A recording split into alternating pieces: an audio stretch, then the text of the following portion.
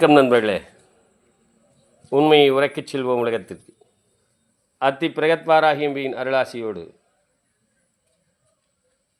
முடவன் முழுக்கு அப்படின்னு சொல்லுவாங்க. அதில் கேலண்டரில் பார்த்துருப்பீங்க. முடவன் முழுக்கு அப்படின்னு சொல்லி போட்டிருக்கோம். அது என்ன முடவன் முழுக்கு அப்படின்னா, இதுக்கு துலா மாதம் என்று சொல்லக்கூடிய மாதத்தையும் சேர்த்திக்கணும். அதிலே முடவன் முழுக்கு என்று சொல்லக்கூடியது எப்போ வரும் அப்படின்னா, கார்த்திகை மாதம் வரும். இல்லை, இந்த மாதத்தில் முதல் தேதியில், அதாவது இந்த வருடத்தில் முதல் தேதியில் முடவன் முழுக்கு வருகிறது. இந்த முடவன் முழுக்கு எப்படி வருது அப்படின்னு சொன்னோம்னா, அதுக்கு என்ன காரணம் அப்படின்னா, துலாம் மாதத்தில் காவிரி ஸ்நானம்னு இருக்குது. காவிரி ஸ்நானம்னு காவிரியில் நீராடுவது.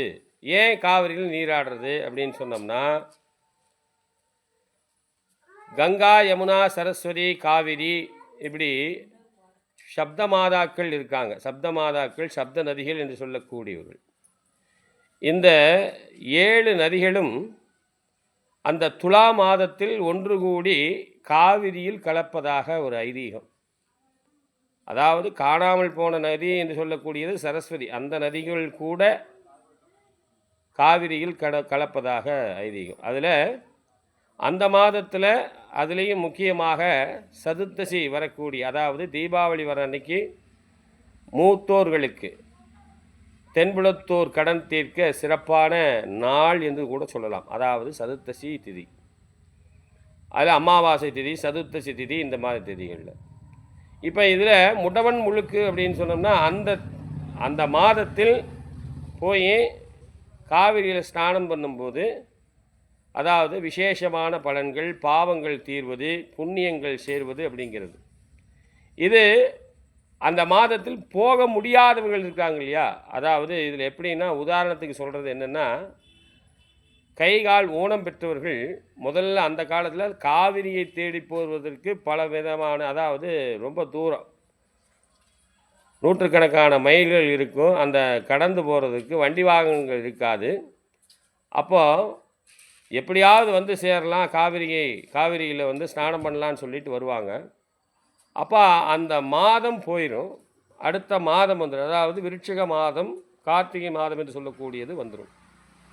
அப்போது முடியாதவர்கள், அவங்களுக்கு பேர் தான் முடவன் என்று.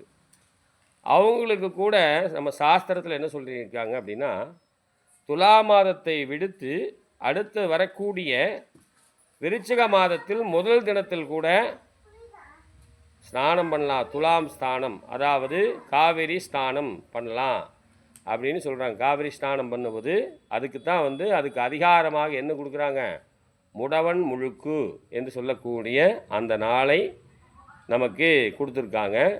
முடவன் முழுக்குன்னா என்னன்னே தெரியல அப்படின்னு சொல்லிட்டு என்னமோ போட்டிருக்காங்க. முடவன் தான் குளிக்கிறதா அப்படிங்கிறதா? முடவன் தான். முடியாதவர்கள் முடவர்கள் என்று முடியாதவர்கள் முடவர்கள் என்று சொல்லக்கூடியவர்கள். அப்போது ஒரு சமயம் போகிறதுக்கு சந்தர்ப்பம் இல்லை, போகிறதுக்கு முடியல, துலாம் மாதத்தில் காவிரி ஸ்நானம் பண்ண முடியல, அல்லது போக முடியாத உடல் கூறுகள் ஏதாவது பிரச்சனைகள் இப்படி இருக்கிறவங்க இந்த கார்த்திகை மாதத்தில் முடவன் முழுக்கு வரக்கூடிய நாளில் காவிரி ஸ்நானம் பண்ணுவது அவர்களுடைய பாவங்கள் தொலைப்பதற்காகவும் புண்ணியங்கள் சேர்ப்பதற்காகவும் அந்த நாள் நமக்கு இறையிறால் நமக்கு வரையறுக்கப்பட்டது.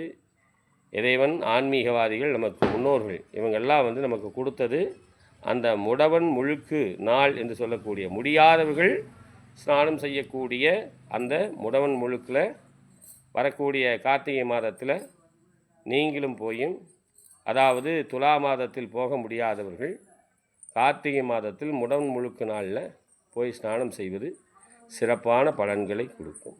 நன்றி, வணக்கம், வாழ்க வளமுடன்.